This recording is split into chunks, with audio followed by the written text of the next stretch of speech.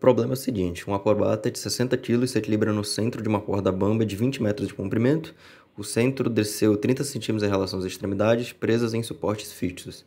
Qual é a tensão em cada metade da corda? Bom, eu vou esquematizar esse problema com o seguinte desenho, essas duas linhas em V, que representam as cordas, e esse ponto no meio vai representar a pessoa, o acrobata. O porquê que eu posso considerar o acrobata, que é um corpo extenso, como sendo um ponto, é porque nesse problema em particular, o fato de ser um corpo extenso não influencia em nada. A questão não está preocupada em como ele vai se equilibrar, se ele vai ter torque, nada disso. Então o que acontece é que eu posso simplesmente fingir que toda a massa desse acrobata está nesse ponto e tratar a partir disso. Tá. A próxima informação que a gente tem é quantas medidas dessas coisas na imagem. Então a gente sabe que a diferença da altura do ponto mais alto para o ponto mais baixo é de 30 centímetros, que eu vou escrever logo em metro como 0,3 metros. E também a medida total dessa corda é de 20 metros. Mas como ele está exatamente no meio, a questão fala isso, que ele está exatamente no centro disso, então o que eu tenho do lado esquerdo é 10 metros, o lado direito também é 10 metros. E feito isso, agora a gente pode começar a desenhar as forças que estão atuando nele. Primeiro vai ter a força peso, apontando para baixo. Nessa força da esquerda eu vou chamar de T1, vai ser a tração 1, e a força da direita vai ser a tração 2, que eu vou chamar de T2.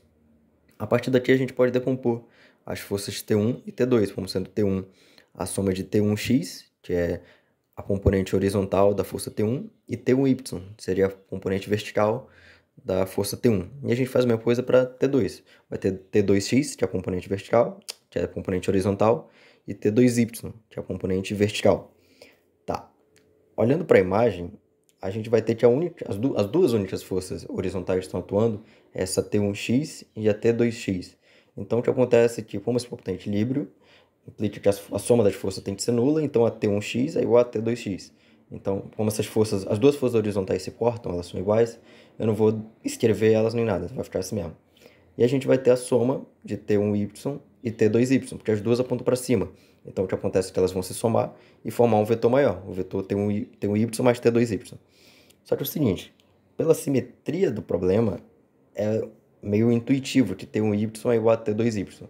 Mas dá para tu provar isso de uma maneira um pouquinho mais formal. Tu vai usar duas informações. Primeiro que o ângulo da tensão com relação à horizontal é igual para os dois. Então, olha para o ângulo T1. Olha para o ângulo da força T1 que está na esquerda, com relação à horizontal, e de T2 na direita. Também com relação à horizontal, esse ângulo é o mesmo. E como T1x é igual a T2x, a gente sabe que T1y é igual a T2y. Então, vou escrever essa soma como simplesmente 2T1y. O porquê eu escolhi o T1 é completamente arbitrário, tá? Eu poderia botar tranquilamente 2T2y, que ainda ia dar certo.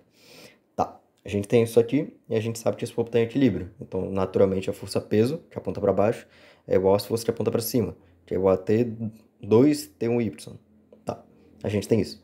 Com essa informação, como a gente sabe a massa dele, a gente sabe a aceleração de gravidade, a gente já consegue descobrir o valor de T1y.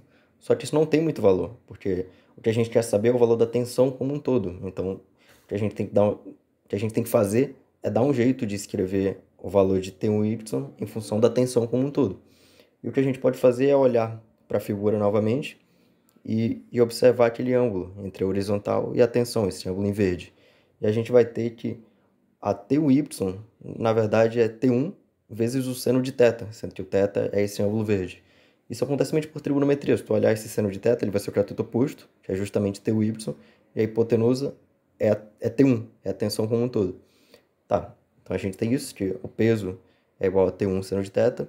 Só que olhando novamente para a imagem, seno de θ é o cateto oposto, que agora pode ser interpretado como sendo a altura, a diferença de altura disso, que é 0,3, sobre a hipotenusa, que é 10 metros.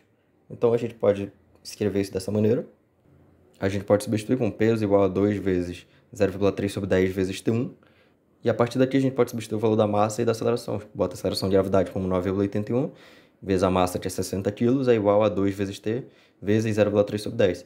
Resolvendo tudo isso, a gente vai ter que ter igual a 9.810 newtons, que é o equivalente ao que está no gabarito, como sendo 1.000 kg-força. Para tu chegar nesse 1.000 kg-força, é só dividir esse 9.810 pela aceleração da gravidade, que eu usei foi 9,81. E é isso.